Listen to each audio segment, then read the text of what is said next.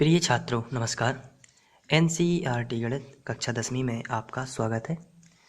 आज हम लोग प्रश्नावली 1.1 का प्रश्न क्रमांक 3 करेंगे, जिसमें दिया गया है किसी परेड में 616 सदस्यों वाली एक सेना आर्मी की टुकड़ी को 32 सदस्यों वाले एक आर्मी बैंड के पीछे मार्च करना है। दोनों समूहों को समान संख्या वाले स्तंभों में मार्च करना है। उन स्तंभों की अधिकतम संख्या क्या होगी जिसमें वे मार्च कर सकते हैं। तो स्तंभों की अधिकतम संख्या जो है वो 616 और 32 का एचसीएफ होगा, क्योंकि इसमें शब्द आया है अधिकतम, और अधिकतम से आपको याद रखना है एचसीएफ जो होता है उसका मतलब होता है हाईएस्ट कॉमन फैक्टर, और जिसमें हाईएस्ट का मतलब भी होता है अधिकतम। तो यहाँ से आप इसको कर सकते हैं, इसको आप यहाँ पर देख सकते हैं। हमें अधिकतम स्तंभों की संख्या ज्ञात करनी है और इसलिए हमें एचसीएफ ज्ञात करना होगा। अब हमें एचसीएफ क्यों ज्ञात करना होगा? क्योंकि एचसीएफ में एच का मतलब होता है हाईएस्ट, और जो हाईएस्ट है इसका मीनिंग ही होता है अधिकतम। तो जब भी हमें अधिकतम ज्ञात करना हो तो हम एचसीएफ निकालेंगे, और एचसीएफ हमें निकालने की विधि पता है। हम लोगों ने यूक्लिड विभाजन प्रमेय का और यूक्लिड विभाजन एल्गोरिथम को स्टडी किया हुआ है। तो इस तरीके से आप 616 और 32 के जो है एचसीएफ निकालेंगे और वही अधिकतम संख्या होगी। तो हम इस तरीके से इसमें लिखेंगे, इसको हम सॉल्व करना शुरू करते हैं। स्तंभों की अधिकतम संख्या जो है वो 616 और 32 का एचसीएफ होगा। तो आइए हम 616 और 32 का एचसीएफ निकाल लेते हैं। तो एचसीएफ निकालने की विधि में सबसे पहले हम दोनों संख्याओं को ध्यान से देखते हैं, और इसमें बड़ी संख्या कौन सी है देख लेते हैं। तो बड़ी संख्या 616 है और छोटी संख्या 32 है। तो हम इस तरीके से इसको लिखेंगे, 616 बड़ी है और 32 छोटी है। तो इसमें हम रफ़ का इस्तेमाल भी करेंगे और रफ़ में हम इसका भाग देंगे।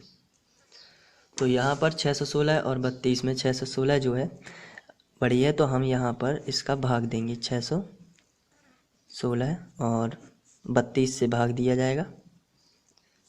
अब यहाँ पर देखते हैं कि कितने बार जाएगा, तो 32 एकम 32 ही हो जाएगा।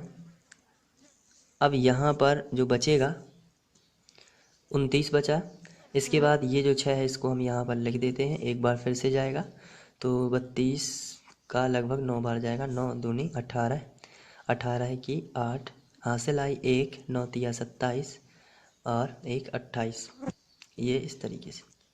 अब यहाँ पर हम देख लेते हैं कि यहाँ पर बचा कितना, तो यहाँ पर बच जाएगा 8। और इसके बाद ये पहली प्रोसेस हो जाती है, इसे हम यूक्लिड विभाजन प्रमेय का कहते हैं। तो हमें हेडिंग डालनी होगी, इसके बाद हम रफ का बाद में लिखेंगे। यूक्लिड विभाजन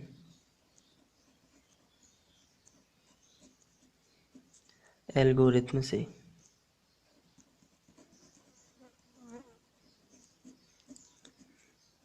और इसमें जो हमने भाग दिया है, तो ये इतनी प्रोसेस जो हम लगाएंगे उसे प्रमेयिका कहते हैं, लेकिन प्रमेयिका के क्रमबद्ध चरण को हम एल्गोरिथम बोलते हैं। तो यहाँ पर जो बीच में संख्या लिखी हुई है उसको सबसे पहले आप लिखोगे यहाँ पर 616, और इसके बाद जो भाजक है उसका गुणा भागफल में करोगे, तो ये आएगा 32 गुणा 19 और प्लस कर दोगे शेषफल। प्लस में आपको ध्यान रखना है शेषफल, ये यूक्लिड की जो है प्रमेयिका है।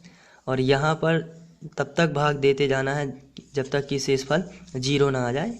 यहाँ शेषफल 0 नहीं आया है तो हम यहाँ पर लिखेंगे शेषफल जो है वो बराबर नहीं है 0 के।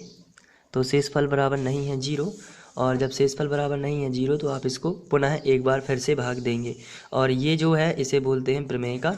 इसको हम फर्स्ट स्टेप नाम भी दे सकते हैं, पहला चरण भी बोलते हैं इसको। तो ये पहला नंबर, अभी एचसीएफ नहीं आया है, जब तक शेषफल नहीं आएगा 0 तब तक हम इसको भाग देते रहेंगे। अब दूसरी प्रोसेस में किस तरीके से भाग देना है वो भी देख लेते हैं। जो हमारा शेषफल आया है इसको हम भाजक बनाएंगे, और जो पूर्व भाजक था जैसे यहाँ पर 32 था तो उसको हम बनाएंगे भाज्य। तो इस तरीके से आप इसको बना सकते हैं, मतलब जो पहले भाजक था उसको अब आप भाज्य बनाओगे और जो शेषफल है उसको भाजक, अब यहाँ पर आप भाग दे दोगे। तो 8 चौके 32, तो यहाँ पर 4 बार चला जाता है और शेषफल आप देख रहे हैं कि 0 आया है, क्योंकि 32 में से 32 जाएगा तो 0 ही आएगा, यहाँ माइनस होता है। तो ये रफ कार्य है चूँकि। अब यहाँ पर हम सेकंड जो चरण हमारा दूसरे नंबर का बना हुआ है, यहाँ पर आप लिखोगे बीच वाली संख्या पहले लिखना। जैसे यहाँ पर बीच वाली संख्या 616 हमने पहले लिखी थी, ठीक उसी प्रकार हमें बीच वाली संख्या, अब इतनी प्रोसेस में बीच वाली संख्या जो है वो 32 है, तो आप 32 पहले लिखोगे और इसके बाद जो पहली संख्या इसका गुणा आखिरी वाली संख्या में, यानी 8 गुणित 4 और प्लस में शेषफल आता है। जैसे यहाँ हुआ था पहली संख्या का गुणा आखिरी वाली संख्या, इसका मतलब ये होता है कि भाजक का गुणा भागफल में प्लस शेषफल, और ये भाज्य के बराबर होता है। तो यहाँ भी हम करेंगे वैसा ही बिल्कुल। तो हो जाएगा 8 गुणित 4 और प्लस में आएगा 0, ये शेषफल है। अब यहाँ पर आप देख सकते हो कि शेषफल आ गया है 0, तो जब शेषफल हम लिखेंगे शेषफल बराबर 0, जब भी शेषफल 0 आ जाता है तो ऐसी स्थिति में हमारी भाग क्रिया में जो भाजक होता है वही उन दोनों संख्याओं का HCF होता है। तो 616 और 32 का HCF कितना होगा 8, क्योंकि यहाँ पर शेषफल क्या आ गया है 0। तो आपको लिखना है अतः 616 और 32 का HCF बराबर 8 होगा। तो जब 8 होगा तो अधिकतम स्तंभों की संख्या भी कितनी होगी 8, इसलिए अधिकतम स्तंभों की संख्या